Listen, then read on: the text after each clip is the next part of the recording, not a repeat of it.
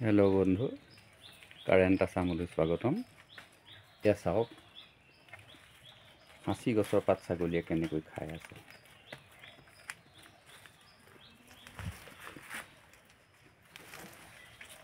এইফালে চাওক,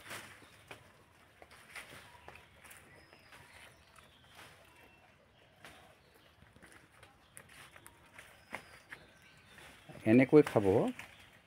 ইমানেই খায়, এই ডালবিলাক চব একো নাইকিয়া কৰি খাইছে, একোৱেই নাথাকে। আনকি তাৰ আগবিলাকো, ডালৰ আগবিলাকো চোবাই চোবাই খাই শেষ কৰি দিব। মোৰ বাকীখিনি ছাগলী এতিয়া বাহিৰত আছে, এই দুটা ভিতৰত আছে। এই দুটাকে আপোনালোকক দেখুৱালোঁ। এয়া চাওক, সাঁচি গছ একেবাৰে পাত দমাই ৰাখিছোঁ। এইসোপা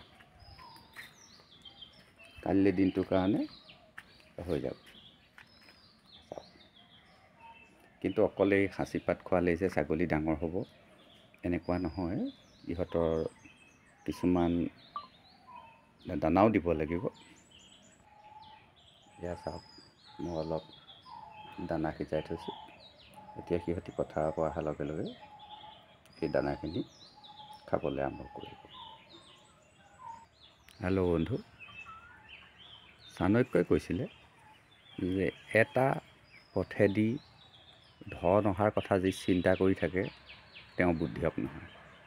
বুদ্ধিয়ক মানুহ হ'লে বিভিন্ন ৰাস্তাইদি পইচা অহাৰ কথা চিন্তা কৰে। মই অৱশ্যে ইমান বুদ্ধিয়ক নহয়, তথাপিতো এই সাঁচি গছৰ পাতবিলাক যাতে এনেই পেলাই দিবলগীয়া নহয়, তাৰ কাৰণে মই ছাগলীকেইজনী পোহপাল দি আছোঁ।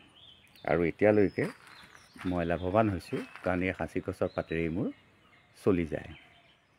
আৰু এটা কথা হ'ল কি, আমাৰ গাঁৱত ইমানেই সাঁচি গছ আছে যে প্ৰত্যেকৰ বাৰীত গ'লেই মই এমুঠা সাঁচি গছৰ পাত লৈ আনিব পাৰোঁ। বা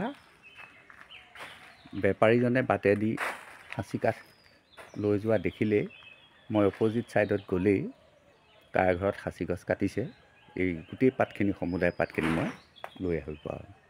তেনেকৈয়ে চলি আছোঁ। আৰু বন্ধুসকল, দিহা পৰামৰ্শ দিব, মোৰ ভিডিঅ'ত লাইক কৰিব, কমেণ্ট কৰিব। এনেকৈ অলপ অলপকৈ জনাই যাম। আজিলৈ আহোঁ। ধন্যবাদ।